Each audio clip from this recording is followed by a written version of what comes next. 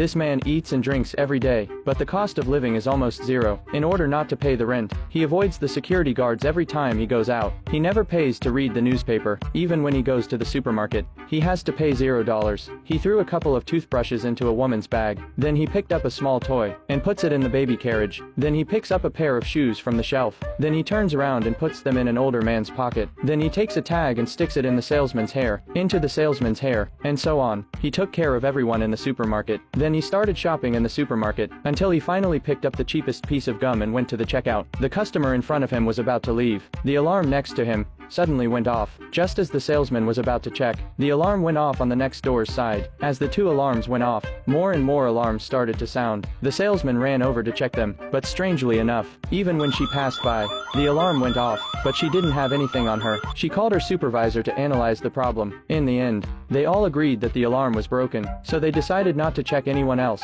Customers who had paid their money would be let through, but when the man passed by, all the alarms went off again. The salesman had no choice but to say that there was a problem with the system, so the man left the store with all the loot. By tea time, and the man definitely didn't spend a dime. He saw someone put an empty cup on the bar, so he switched the empty cup with a freshly brewed coffee. Then he took the bread from the waiter's tray. Now he has a drink and a main course. At the end of the meal, the man didn't forget to change his taste. On his way out, he took the tip from the table. Suddenly he saw a pretty girl leaving. The man's nature made him follow her, but he doesn't realize he's picked up another cigarette butt, and just as he was about to talk to her, suddenly, he felt hot all over. Luckily, there was half a bottle of beer next to him. That's how the man escaped from death.